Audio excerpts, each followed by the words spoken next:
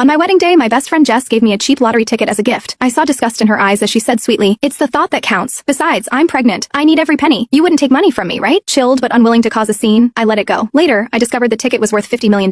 My husband Mark and I claimed the prize, but the news spread fast. Jess showed up at our door, frantic and accusing me of stealing her luck. In the struggle, she lunged with a knife, but it struck Mark instead. As I tried to call for help, she tackled me. We crashed through the balcony glass and fell to our deaths. Then I woke up, back at the wedding, the lottery ticket still in my hand. My hand was frozen in midair. A second later, Jess slapped it down, hard. A sharp, stinging pain shot up from my knuckles, snapping me back to reality. I was back at my own wedding. I watched as Jess shot me a venomous glare and stuffed the lottery ticket, the one meant to be my gift, back into her own pocket. As she did, she carefully, almost obsessively, checked to make sure it wasn't bent or torn. "Jess, what are you doing?" I asked, my voice trembling slightly. "Weren't you giving that to me?" Her face contorted with rage. "Giving it to you? Who said I was giving it to you?" she shrieked. "This is mine. I bought it for myself. Who the hell do you think you are? You think you deserve something of mine?" I quickly glanced at the numbers on the ticket. They were identical to the ones she'd given me in my past life. What she didn't know was that her ticket was a dud. The reason I'd won $50 million in my past life was because I had also bought a ticket for myself that morning. The real winner was mine. The cheerful buzz of the reception hall died down, replaced by a stunned silence. All eyes were on us. A few of our mutual friends hurried over. "What's going on? Why are you two fighting?" But Megan, who had seen the whole exchange, couldn't help but sneer. "It's Liv's wedding day, and you give her a lottery ticket as a gift, which is tacky enough. But now you're asking for it back? You've got some nerve." That was the spark that lit the fuse. Jess's eyes went wide. She shoved Megan violently. "What do you know? What could you possibly know? That ticket was always meant to be mine." Her manic energy scared everyone. The crowd took a collective step back, and in that moment, I knew. She had been reborn too. In my past life, at this exact moment, she had handed me the ticket with a smile. "I bought this lottery ticket especially for you today," she'd said, pressing it into my hand. "Make sure you keep it safe. It's the thought that counts. Just take it. Oh, and by the way, my due date is in 6 months. As the godmother, you'd better start saving up for a big gift." At the time, I was just confused. I thought it was some kind of weird joke. We had known each other for over 20 years. When she got married, I had been her rock. The wedding dress, the diamond ring, even the designer handbag she carried. I bought them all for her. She had promised me that when I got married, no matter what, she would be my maid of honor. So when Mark and I set our date, she was the first person I called. Her response was a flat rejection. "I'm pregnant. I can't be a maid of honor. It's too much work." "You wouldn't make a pregnant woman do all that, would you?" I was hurt, but I understood. Being a maid of honor is exhausting. "Olivia, are you deaf?" Jess's shrill voice cut through my memories, yanking me back to the present. The thought of how I had died because of her made my fists clench at my sides. "Fine. Since Megan already called me out, I'll just say it," Jess shrieked, her voice echoing through the silent hall. "From this day forward, Olivia and I are done. We have nothing to do with each other." She steadied herself on someone's arm and climbed onto a chair, addressing the whole room. "Everyone, listen up. Anyone who goes to Olivia right now and gets their wedding gift back, I'll give you $5,000 in cash. Right now." People just stared at her like she was insane. She didn't care. She pulled out her phone and called her husband, telling him to withdraw all their savings from the bank. When she hung up, she shot me a triumphant, vicious grin. "Liv, don't blame me for being ruthless. You can only blame yourself for taking something that was never yours to begin with." She spat the words out. Her teeth clenched. The atmosphere was thick with tension. A few people tried to gently pull her aside, but it was a half-hearted effort. They wanted to see the show. My wedding ceremony was scheduled to start in 15 minutes. Instead, I was surrounded. "It's Liv's wedding day. Can't this wait until after?" someone murmured. Jess tilted her chin up. "Let me repeat myself. If you cut ties with Olivia right now, I will give you $5,000 each." Just as she finished speaking,